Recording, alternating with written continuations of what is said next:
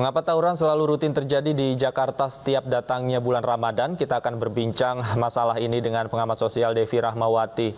Selamat sore, Mbak Devi. Selamat sore, Mas.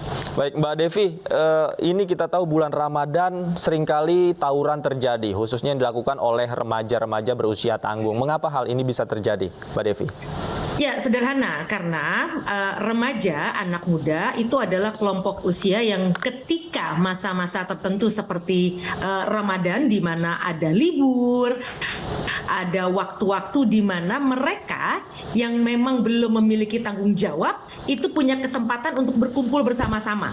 Kenapa yang tawuran itu jarang sekali dan hampir tidak ada? Para pekerja misalnya. Karena selepas subuh, sehabis Ramadan, para pekerja akan lebih memilih untuk beristirahat atau bersiap-siap untuk bekerja.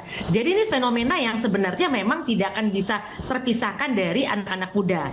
Hanya saja kemudian kita tentu bisa membantu membuat sistem agar kemudian anak-anak muda yang dengan energinya yang berlebih tadi, dengan keleluasaan waktu luangnya ditambah kurangnya tanggung jawab karena memang mereka hanya fokus untuk belajar misalnya. Bayangkan kalau belajar sudah tidak karena misalnya lagi libur atau mereka putus sekolah, ya jelas mereka kemudian tidak memiliki aktivitas-aktivitas lainnya yang membuat mereka secara sadar memilih untuk tidak bertaruh.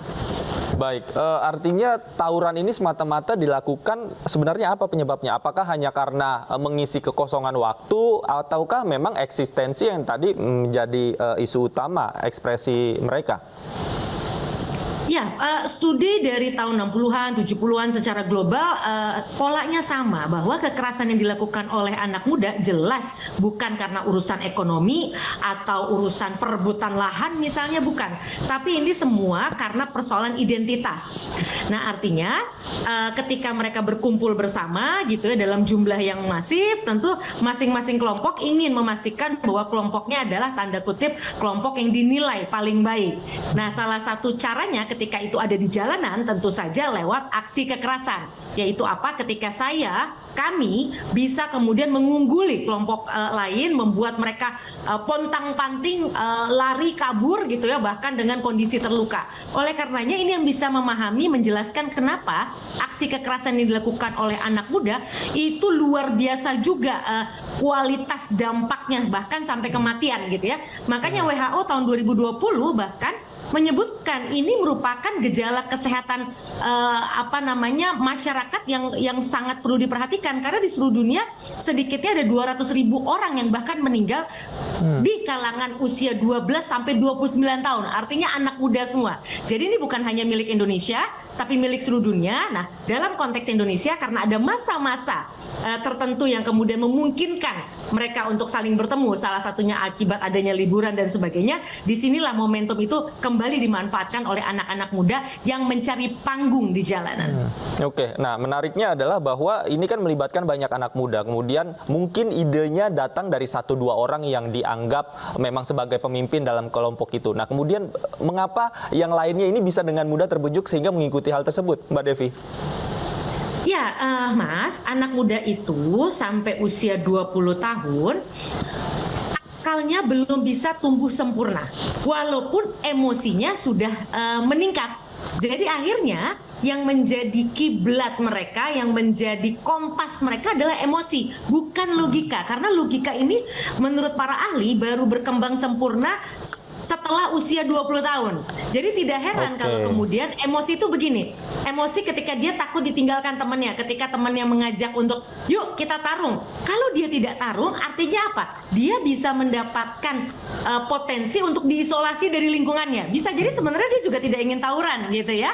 Atau kemudian ya tadi selain solidaritas, lalu kemudian tidak ingin sendirian, yang ketiga juga karena berada dalam kerumunan, mereka merasa bahwa mereka tidak bisa dikenali karena toh kan aksinya dilakukan bersama-sama. Jadi berbagai faktor dan alasan ini yang saling sengkarut, saling berkelindan yang kemudian melahirkan drama-drama di jalanan seperti yang kita saksikan ini.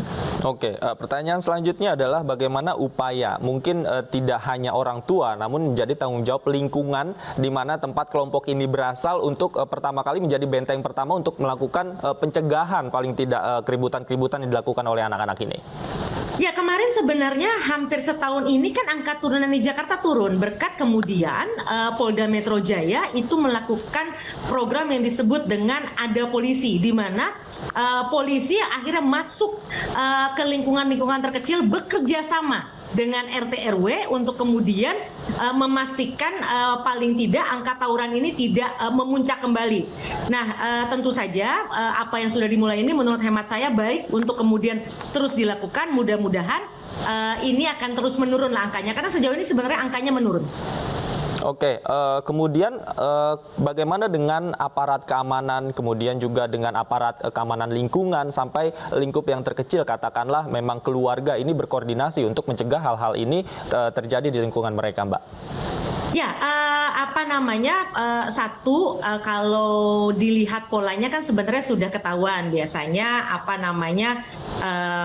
setelah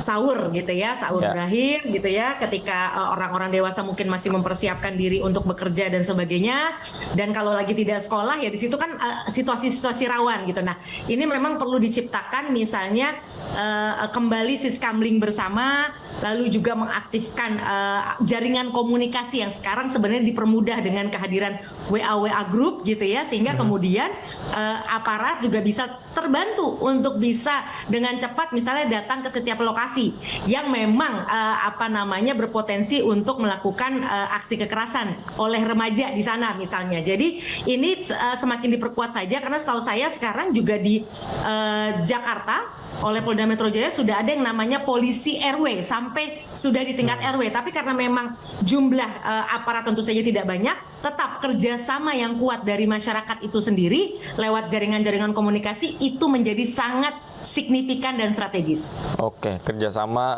antar masyarakat ya sampai lingkup yang terbawah, sampai tadi katanya ada polisi di tingkat RW ya, Mbak Devi, agar efektif mencegah hal-hal ini terjadi. Terima kasih banyak Mbak Devi Rahmawati sudah bergabung bersama kami di iNewsroom Weekend.